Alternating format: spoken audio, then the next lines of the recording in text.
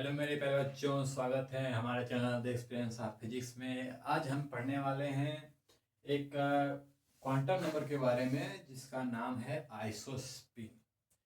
एक न्यूक्लियर का टॉपिक है आइसोस्पिन। क्या होता है, कैसे इराज होता है, क्यों इराज होता है और क्या क्या एप्लीकेशन है, उसको हम थोड़ा पढ़ेंगे एवरेज वे में। ना तो ज़्यादा शार्ट में पढ़ेंगे, ना तो ज़्यादा डिटेल में पढ़ेंगे। चलिए समझते हैं। देखिए, ये समझिए पार्टिकल फिजिक्स में कई सारे पार्टिकल होते हैं। उसको हम इंट्रैक्शन के बेस पे दो टाइप से डिवाइड करते हैं।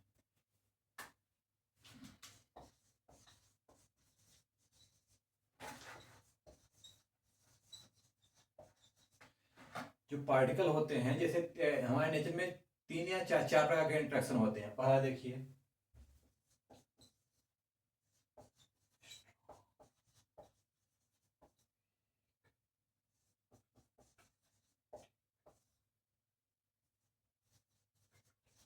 हमारे नेचर में देखिए चार प्रकार के इंट्रैक्शन होते हैं: strong interaction and weak interaction and electromagnetic interaction and gravitational interaction. तो देखिए, जो पार्टिकल स्ट्रांग इंट्रैक्शन को फॉलो नहीं करते हैं वो लेफ्ट कैटेगरी के अंदर आते हैं, और जो हाइड्रॉन्स जो स्ट्रांग इंट्रैक्शन को फॉलो करते हैं वो हाइड्रॉन्स के अंतर्गत आते हैं। आप इतना ही समझ लीजिए, अभी तक इतना ही समझ लीजिए आप। ठीक है, अब देखिए, जितने भी हाइड्रॉन्स होते हैं स्ट्रांग इंट्रैक्शन को फॉलो करते हैं, अभी मैंने आपको बताया। और आप जानते हैं जो स्ट्रांग इंट्रैक्शन का एग्जाम्पल जो होता है वो न्यूक्लियर फोर्स होता है, और जो न्यूक्लियर फोर्स है वो चार्ज इंडिपेंडेंट होता है।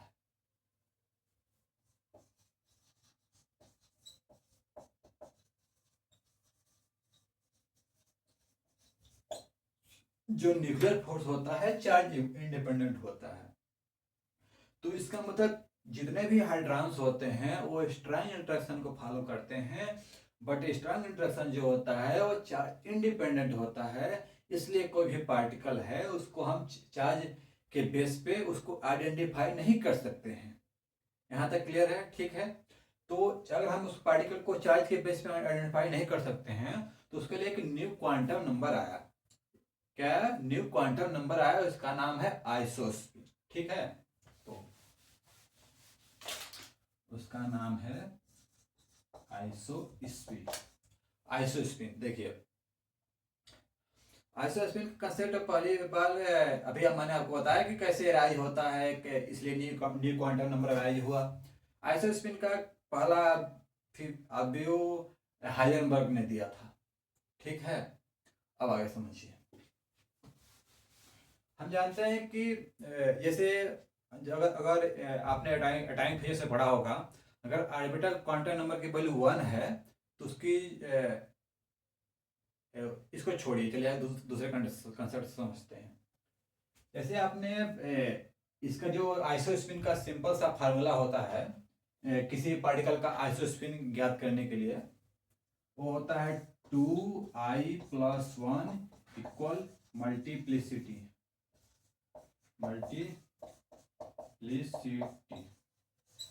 ठीक है, तो मल्टीप्लिसिटी क्या है आपको, चलिए इसको समझिए आप।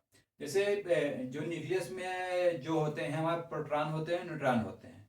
इसका मतलब न्यूट्रियन दो पार्टिकल से बनकर बना होता है। इसका मतलब उसका मल्टीप्लिसिटी कितनी है? 2 है। और आपने पढ़ा होगा मेसान भी होते हैं, जैसे मेसान 3 टाइप के होते हैं: pi plus, pi minus and pi zero. 3 होते हैं, इसका मतलब इसकी मल्टीप्लिसिटी कितनी है? 3 है।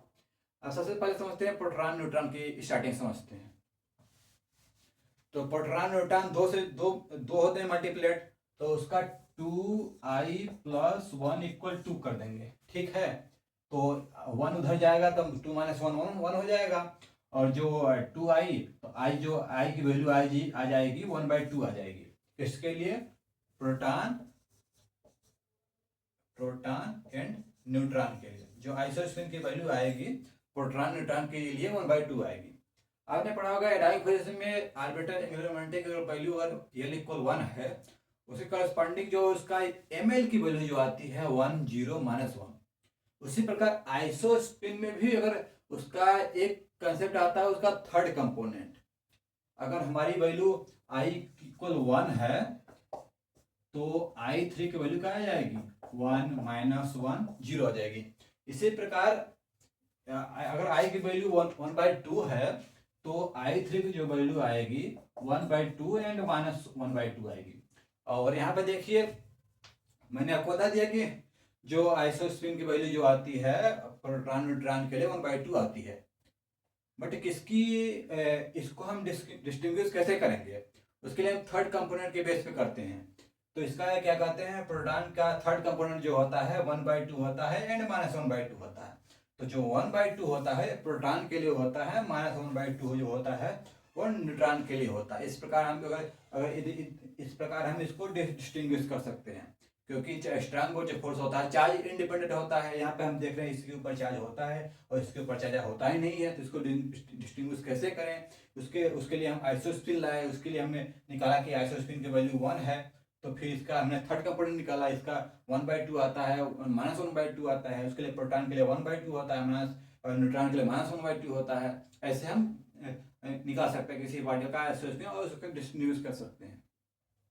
चलिए अब चलिए पाई प्लस मेसान जो होते हैं तीन टाइप को, थ्री मल्टीप्लेट में होते हैं। एक होता है pi plus, pi minus and pi zero. अभी मैंने आपको बताया।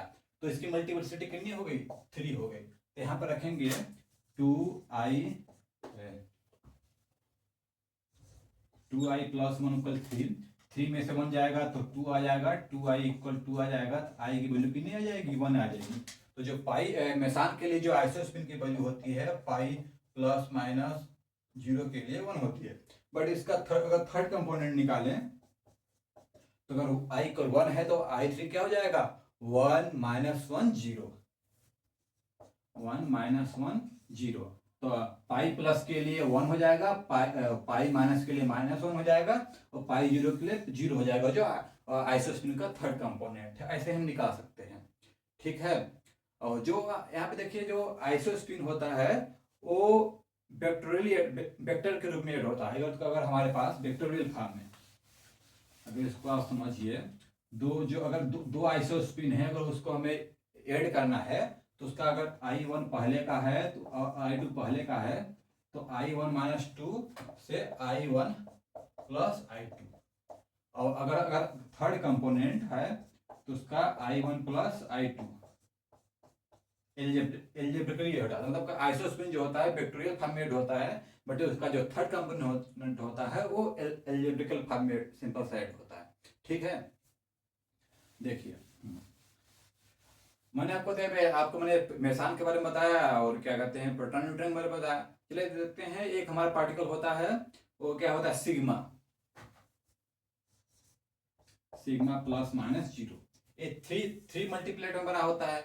इसके लिए भी जो 2i प्लस 1 इक्वल 3 करेंगे तो i की वैल्यू की नहीं जाएगी 1 आ जाएगी, और i3 की वैल्यू की नहीं जाएगी 1 माइनस 1 0। अब 1 की वैल्यू सिग्मा प्लस के लिए आ जाएगी, माइनस 1 की वैल्यू सिग्मा माइनस के लिए आ जाएगी, और जो क्या कहते हैं सिग्मा 0 की जो आइसोस्पिन वैल्यू आ जाएगी वो 0 आ जाएगी, ऐसे। और एक बात को नोटिस कीजिएगा, जो आइसोस्पिन का जो कंसेप्ट निकालते हैं, आइसोस्पिन को जो कंपाउंड निकालते हैं कुल हाइड्रांस के लिए निकालते हैं, क्योंकि हाइड्रांस जो होते हैं स्ट्रांग इंटरेक्शन में फॉलो करते हैं। स्ट्रांग इंटरेक्शन जो होता है चार्ज इंडिपेंडेंट होता है। किसी पार्टिकल को डिस्टिंग्विश करने के लिए हम उसको चार्ज के बेसिस पर नहीं डिस्टिंग्विश कर सकते हैं। इसके लिए न्यू क्वांटम नंबर जो होता है आइसोस्पिन के बेस पर बता सकते हैं कि ये प्रोटॉन है, न्यूट्रॉन है, एक सिग्मा प्लस है, एक सिग्मा माइनस है। तो ये रहा आइसोस्पिन के बारे में। मैंने आपको स्टार्टिंग में एवरेज में बताया, ना तो ज़्यादा साढ़े बताया मैंने आपको, ना तो ज़्यादा हाई लेवल बताया। ये आइसोस्पिन का कंसेप्ट अराइज होता है। किसी भी आइसोस्पिन का क्या कहते हैं निकालना होगा, उसके लिए मैंने आपको सिंपल सा फार्मूला जो बताया है वो क्या है 2i प्लस 1 इक्वल मल्टीप्लिसिटी। अगर पाई प्लस माइनस 0 है, 3 पार्टिकल हैं, इसकी मल्टीप्लिसिटी कितनी हो जाएगी 3 हो जाएगी। उसके करस्पॉन्डिंग वैल्यू पुट करके निकाल सकते हैं। और आइसोस्पिन का जैसे कोई आइसोस्पिन का एप्लीकेशन इसके ये है कि अगर कोई भी रिएक्शन है, पार्टिकल पार्टिसिपेट कर रहा है, रिएक्शन जा रही है, वो अलाउड है कि नहीं अलाउड है, उसका हम आइसोस्पिन के बेस पे कर सकते हैं। एंड इसका एक और है कि अगर कोई भी रिएक्शन हो रही है, किस इंटरेक्शन के थ्रू हो रही है, स्ट्रांग इंटरेक्शन के थ्रू हो रही है कि वीक के थ्रू हो रही है, क्या इलेक्ट्रोमैग्नेटिक के थ्रू हो रही है, उसका डिस्टिंग्विश हम आइसोटोप के बेस पे कर सकते हैं. So thanks for watching the video for the understanding the concept as isospin and you. So thank you.